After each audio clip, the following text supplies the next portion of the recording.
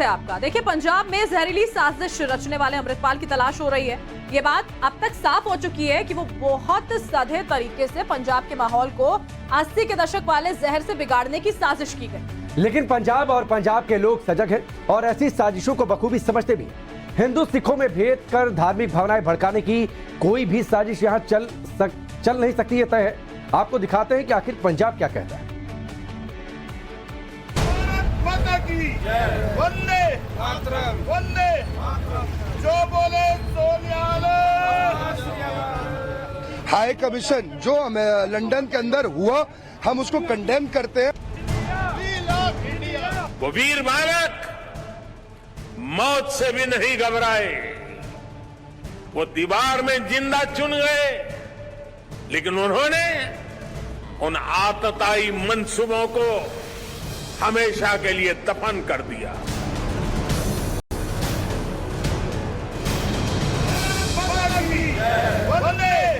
हिंदुस्तान की सबसे दिलेर कौम, हिंदुस्तान के वो वीर जो आज नहीं बल्कि सदियों से राष्ट्र रक्षा, धर्म रक्षा के अपने प्रण के साथ प्राणपण से जुटे हुए हैं। हिंदुस्तान की वो आबादी जिसकी रगों में महान गुरुओं की शिक्षा बहती है, जो अपने गुरुओं के बलिदान और शौर्य परंपरा के साथ सबसे शानदार शिष्य हैं, वो सिख हैं। लेकिन मुट्ठी भर लोगों ने दुश्मन देश के इशारों पर खूब साजिश की, एक जहरीली हवा चलाने की, पंजाब में एक बार फिर नफरती माहौल को दोहराने की। देखा गया कि पिछले कुछ महीनों में कुछ ऐसे अनासिर हैं जो पंजाब में हालात खराब करने की कोशिश कर रहे थे। एक बार फिर से पंजाब को 70 और 80 की दशक की तरफ ले जाने की कोशिश थी। यहाँ पे युवाओं को वर्गलाया जा रहा था, उनको गलत राह पर लिया जा रहा था। ISI के इशारे पर यहाँ पे एक बार फिर से खालिस्तानी मूवमेंट को रिवाइव करने की कोशिश हो रही थी। एक जनरल इंप्रेशन ये जा रहा था लोगों के बीच में कि शायद सारे पंजाब में आग लगी हुई है, क्योंकि ऐसे ही तरीके से ट्विटर हैंडल पे चीजों को पेश किया जाता है।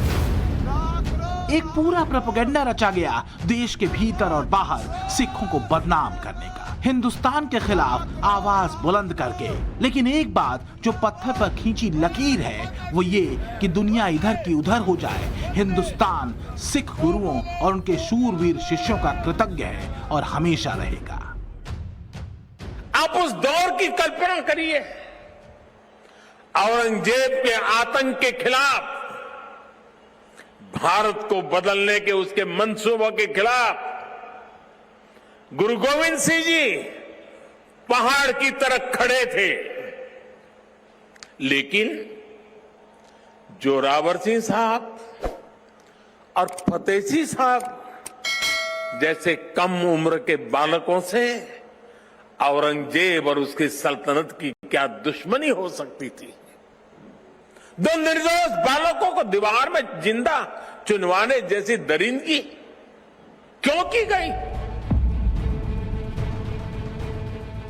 हजारों हजार कुर्बानियां हैं, लाखों लाख सवाल जो इस्लामी आक्रांताओं के सामने छाती ठोक कर खड़े रहे, जिन्होंने धर्म नहीं छोड़ा। हिंदुस्तान के इतिहास के पन्नों में शौर्य, शक्ति, पराक्रम, धर्म और धर्म के लिए मर मिटने वाले सिख शूरवीरों की कहानियां भरी पड़ी हैं। सिख समुदाय के महान गुरुओं की वो परंपरा जो धर्म पर अडिग रहे, जो धर्म रक्षा के लिए लड़े, जो धर्म पर चले, अपने परिवारों, अपने बच्चों, अपने लोगों का बलिदान दिया, लेकिन विधर्मियों के आगे घुटने नहीं टेके। धर्म रक्षा और राष्ट्र रक्षा के लिए जो अलख सिख गुरुओं ने जगाई, वो सिख समाज की विरासत बनी, हिंदुस्तान का मान और अभिमान बनी। और इसलिए चंद मुट्ठी भर लोग, चंद सिरफिरे न सिखों की महान बलिदानी और शौर्य से भरी परंपरा की नुमाइंदगी करते हैं और ना ही सिख समाज इनके विचारों के साथ खड़ा होता है। That whatever you're seeing in media, that there's a Khalistan movement going on outside in India, in America, in Canada, this is all hyped up. There's more than 1 million Sikhs who live in North America, and out of that only 50 show up outside Indian embassy to protest, and if you combine them, they're not more than 250 people, and this is like jeopardizing the whole Sikh community in India and in outside India who love India and who support India and who love Punjab. Hindustan से प्रेम, पंजाब से प्रेम, धर्म से प्रेम, सिख समुदाय की खालिस line सदियों से यही रही है। लेकिन ये याद रखना होगा कि देश के बाहर बैठे मुट्ठी भर लोग न पूरे सिख कौम के प्रतिनिधि हैं और ना ही हिंदुस्तान के। सच ये है कि वो एक एजेंडे के शिकार हैं और पंजाब के लोग ये बात बखूबी समझते और जानते हैं। तो अमेरिका, ऑस्ट्रेलिया, कनाडा और यूके में खालिस्तानी एजेंडा चलाते चंद सिरफिरों को पंजाब ने जवाब दे दिया है। क्या खालिस्तान? पंजाब है, पंजाबी हैं और सब कुछ नॉर्मल है। हम ये क्यों सोचते हैं कि एक पर्सन या एक स्टेट, हम इंडियन हैं और इंडियन बन के पंजाब इंडिया का एक हिस्सा है। पंजाब पहले पाकिस्तान से पहले एक बार बट गया, दोबारा कभी नहीं बटेगा। चाहे वो हिंदू हो, सिख हो, जो भी रिलीजन हो, कोई किसी का नाम नहीं, हम थॉट ही नहीं क्रिएट करते। क्या पैगाम देना चाहते हैं आप एज ए पंजाबी उन लोगों को जो भारत के टुकड़े करने की बात करते हैं? भारत के टुकड़े नहीं हो सकते। सच यही है जो पंजाब बोलता है और दुनिया के किसी भी कोने में बैठा सिख और पंजाबी जीता है। सच यही है कि चंद सिरफिरे धर्म और राष्ट्र रक्षा के लिए महान सिख बलिदानियों की आवाज नहीं है, न कभी हो सकते हैं। कौन भूल सकता है गुरु तेग बहादुर का धर्म के लिए शीश दे देना, लेकिन इस्लाम न कबूलना। कौन भूल सकता है गुरु गोविंद सिंह और उनके 4 साहिबजादों अजीत सिंह, जुझार सिंह, जोरावर सिंह और फतेह सिंह का औरंगजेब के बर्बर जुल्म के सामने अडिग रहना, महान शहादत देना। औरंगजेब और उसके लोग गुरु गोविंद सिंह के बच्चों का धर्म तलवार के दम पर बदलना चाहते थे, लेकिन भारत के वो बेटे, वो वीर बालक मौत से भी नहीं घबराए। वो दीवार में जिंदा चुन गए, लेकिन उन्होंने उन आतताई मंसूबों को हमेशा के लिए दफन कर दिया। दरअसल हिंदू सिख संबंध हमेशा से बाहर से आए आक्रांताओं को खटकते रहे। दोनों ही एक शाखा से निकले और फिर अलग हुए, लेकिन दोनों एक ही ओंकार और एक ही सत्य के साथ रहे, जिन्होंने राष्ट्र और धर्म रक्षा को सर्वोपरि रखा।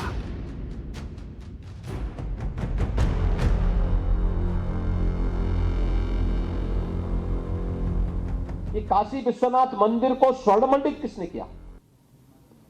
तो नाम आया महाराजा रणजीत सिंह ने।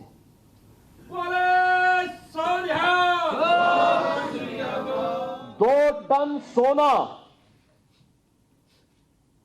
टन सोना लेकर के वे काशी विश्वनाथ मंदिर में आए थे और काशी विश्वनाथ मंदिर को स्वर्णमंडित किए। औरंगजेब तोड़ता है और महाराजा रणजीत सिंह मंदिर को स्वर्णमंडित करते हैं। इस्लामिक आक्रांताओं की निशानी पर अगर हिंदू रहे तो सिख भी रहे, जिन्होंने तलवार के जोर पर इस्लाम कबूलने के बजाय खुद का बलिदान देना चुना। ये कह रहे हैं कि कटा दूंगा कल तक मैं बाकी के जहां तक रह जाऊंगा, खेला वे घर को लुटाकर, कभी बेटे वारे कभी वारा वालिद। तो ये गुरु गोविंद सिंह जी के लिए कहा जाता है कि किस तरीके से उन्होंने अपना पूरा सरबंस गवा दिया, लेकिन किस लिए? उन्होंने चाहा कि एकता रहे, ऑपरेशन नहीं ऑपरेसर के अगेंस्ट उन्होंने आवाज उठाई, यानी कि उन्होंने जालिम के अगेंस्ट आवाज उठाई, जुल्म नहीं किया। सदियों से हिंदुओं और सिखों का संघर्ष एक रहा, आध्यात्मिक और धार्मिक पक्ष एक रहा। कई किताबों में जिक्र है कि गुरु नानक देव ने अयोध्या में राम जन्मभूमि मंदिर के दर्शन किए थे। यही नहीं, गुरु तेग बहादुर और उनके बेटे गुरु गोविंद सिंह ने भी अयोध्या में दर्शन किए थे। गुरु गोविंद सिंह ने प्राचीन सनातन धर्मों का आम जनमानस की भाषा में अनुवाद किया था। गोविंद रामायण का जिक्र प्रधानमंत्री नरेंद्र मोदी ने भी किया था। गुरु गोविंद सिंह ने नैना देवी पहाड़ के नीचे सतलज किनारे बैठकर 23 जुलाई 1698 को रामावतार की रचना पूरी की थी। हिंदूज और सिख जो हैं उनको अम्बिलिकल कॉर्ड के द्वारा जुड़े, उस अम्बिलिकल कॉर्ड को कोई भी काट नहीं सकता, चाहे इंटर सर्विस इंटेलिजेंस कितनी भी कोशिश कर ले। उन्होंने कोशिश की थी 47 में, उन्होंने कोशिश की थी 84 में, और लेकिन हर बार उनको मुंह तोड़ जवाब पंजाब के लोगों ने दिया। और इस बार भी आप देखिए किस तरीके से यकजायती से खड़े रहे। जहां एक तरफ फ्रैंटिक फोन कॉल्स किए जा रहे थे, लोगों को कहा जा रहा था कि आप मोबिलाइज होकर सड़कों पर आइए, लेकिन पूरी यहाँ पे अमन अमान रखा। आप कैसे देखते हैं सारी सिचुएशन? आप क्या कहना चाहेंगे युवाओं के लिए कि भारत शुरू से एकता में विश्वास करता रहा है, यहाँ अनेकता होते हुए भी एकता है, इसकी एकता को कभी खंडित नहीं किया जा सकता, ठीक है। और युवाओं के लिए खास यही है, युवा भी इससे किसी तरह से भी प्रभावित नहीं होते हैं। हिंदुस्तान के दुश्मनों की कोशिश हमेशा से दो धाराओं को एक दूसरे के विपरीत खड़ा करने की रही है, पर पंजाब और पंजाब के लोग इसे बखूबी समझते हैं और इस साजिश का जवाब भी देते हैं। अभी हम कुछ थोड़ा ट्रैक पे आए थे, लेकिन अभी जो मूवमेंट चल रही है दैट इज मतलब से कुछ एक लोगों के हाथों में पंजाब पूरी तरह अलग नहीं हो सकता। हमारा देश पूरा हम टोटली कंप्लीटली जुनाइट है। पंजाब हमेशा से ही भारत का प्रवेश द्वार रहा है। जैसे हम सब भी जानते हैं कि पंजाब में हिंदू, मुस्लिम, सिख, ईसाई सर्व साझीवालता का हमेशा स्नेहा दिया जा रहा है। हम सब एक हैं, एकता के सूत्र में परोए हुए हैं। हम सभी ये चाहते हैं कि सभी एक दूसरे से जुड़ के हम हमारी संस्कृति को आगे की तरफ पहुंचाएं। देश के भीतर या बाहर हिंदुओं और सिखों में भेद करने वाली साजिश हो या फिर देश को तोड़ने का षड्यंत्र, जवाब इसी तरह मिलेगा और मिल रहा है। We love India! और ना सिर्फ मैं, मेरे से हजारों सिख समुदाय के लोग आप देख सकते हैं आसपास पीछे और आ रहे हैं, हजारों की तादाद में और आ रहे हैं, सारे इनकी खिलाफत करते हैं। हम अपने देश से बहुत ही प्रेम करते हैं और अपने झंडे की बहुत रिस्पेक्ट करते हैं। देखिए, हमारा ये मानना है, हमारे देश के सारे सिख भाई हम इंडिया का साथ करते हैं और जो यूके, जो ब्रिटिश हाई कमीशन जो लंदन के अंदर हुआ, हम उसको कंडेम करते हैं। और साथ ही साथ क्यों ब्रिटिश हाई कमीशन ने उसमें एक्शन नहीं लिया, हमने उसके लिए हम यहाँ आए हैं। हमारी मांग है जिन लोगों ने वो किया है उन पे सख्त से सख्त कार्रवाई होनी चाहिए और जल्द से जल्द उनको जेल में डालना चाहिए। दरअसल विदेश में बैठकर हिंदुस्तान के खिलाफ साजिश रचने वालों ने एक नैरेटिव ये सेट करने की कोशिश की है कि मोदी सरकार एंटी सिख है।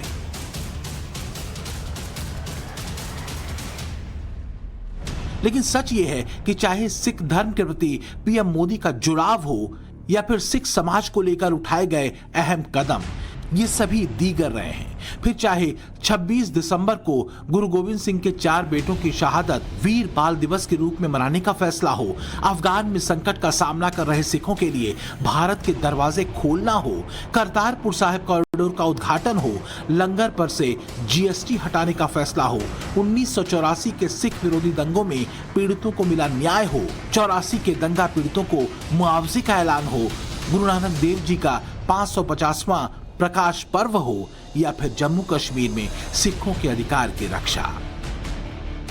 हमें शिक्षा के थ्रू, अपने अच्छे नैतिक उसूलों के थ्रू स्टूडेंट्स को या युवा वर्ग को साथ में जोड़ना चाहिए, ना कि उनको गलत किसी प्रोवोक करके या उनको गलत मैसेज देके, बिकॉज युवा इज पावर। दुनिया में सिख कहीं भी हों, मोदी सरकार ने हमेशा उनकी सुरक्षा को लेकर अपनी प्रतिबद्धता दिखाई है, फिर चाहे वो यूके में हो, अमेरिका में हो या फिर इटली में। मैं ਤੁਹਾਨੂੰ ਕੀ ਦੱਸਾਂ ਜੀ, ਪਹਿਲੀ ਮੁਲਾਕਾਤ ਸੀ ਸਾਡੀ, ਇੰਡੀਅਨ ਸਿੱਖ ਕਮਿਊਨਿਟੀ ਦੇ ਲੀਡਰ ਮਿਲੇ ਔਰ ਐਦਾਂ ਸਾਨੂੰ ਮਿਲ ਕੇ ਗਏ ਸਰ ਜਿੱਦਾਂ ਕਿ ਪਰਿਵਾਰਕ ਮੈਂਬਰ ਸੀ। ਜੋ ਲੋਕ ਕਹਿੰਦੇ ਆ ਉਹ ਬਿਲਕੁਲ ਗਲਤ ਹੈ। ਅਸੀਂ ਜੋ ਦੇਖਿਆ ਇੱਕ ਪਰਿਵਾਰ ਦੇ ਮੈਂਬਰਾਂ ਵਾਂਗੂ ਸਾਡੇ ਪਰਿਵਾਰ ਦੇ ਜੀਆਂ ਦਾ ਇਟਲੀ ਦੀ ਸਿੱਖ ਕਮਿਊਨਿਟੀ ਬਾਰੇ ਕੱਲੇ ਉਹਨਾਂ ਨੇ ਪ੍ਰੋਵਿੰਚੇ ਬਾਰੇ ਪੁੱਛਿਆ, ਕਿਸ ਤਰ੍ਹਾਂ ਸਿੱਖ ਕਮਿਊਨਿਟੀ ਰਹਿ ਰਹੀ ਹੈ, ਕਿੰਨੀ ਕਮਿਊਨਿਟੀ ਹੈ ਇੱਥੇ, ਔਰ ਸਾਨੂੰ ਉਹਨਾਂ ਭਰੋਸਾ ਵੀ ਦਿੱਤਾ ਹੈ ਕਿ ਜੇ ਕੋਈ ਪ੍ਰੋਬਲਮ ਹੈ ਤੇ ਦੱਸੋ। ਤਾਂ ਅਸੀਂ ਆਪਣੀਆਂ ਕੁਝ ਵਿਚਾਰਾਂ ਦੱਸੀਆਂ ਔਰ ਬੜੇ ਖੁਸ਼ ਸੀ। सच ये है कि सिख समुदाय के प्रति मोदी की यही नजदीकी पाकिस्तान जैसे देशों को खटकती है, क्योंकि आजादी के बाद से खालिस्तान के नाम पर हिंदुस्तान को बांटने की साजिश ऐसी तस्वीरें नाकाम कर देती हैं। देश शिवा वर मोहे ये शुभ कर्मन से कभू न टरू न डरू वरसू, जब जाए लड़ूं निश्चय कर अपनी जीत करूं। वो दृढ़ निश्चय, वो संकल्प, वो सभ्यता, वो संस्कृति, वो सम्मान, सुरक्षा अपने आप मिल जाएगी। यही हमारे प्रधानमंत्री भी कहते हैं और यही हमारे गुरुओं की बानी है और यही यहाँ पे पंजाब में एक आवाज़ है। मेरे ख्याल से आज जो हमारा ये कार्यक्रम देख रहे होंगे उन्हें समझ आ जाएगा कि पंजाब और पंजाबी क्या चाहते हैं, क्योंकि अगर कोई यहाँ पे टुकड़े करने की कोशिश कर रहा है कोई चाहता है कि एक बार फिर से पंजाब में वही हालात हो, तो मेरे ख्याल से मुंह तोड़ जवाब इनकी बातों ने दे ही दिया है। और यही असली आवाज है पंजाब की। दरारें खून में पैदा नहीं हो सकती। जो सदियों का सतत चलता सूत्र है वो सियासी पेचों में उलझ नहीं सकता। संस्कृति एक है, रिवाज एक है, रवायतें एक हैं, त्योहार एक है, एक रंग है, एक सत्य है, एक है ओंकार। हिंदुस्तान के पंजाब से निकलता यही खालिस राष्ट्रवाद है। प्रदीप दत्ता के साथ ब्यूरो रिपोर्ट, टाइम्स नाउ, नव भारत।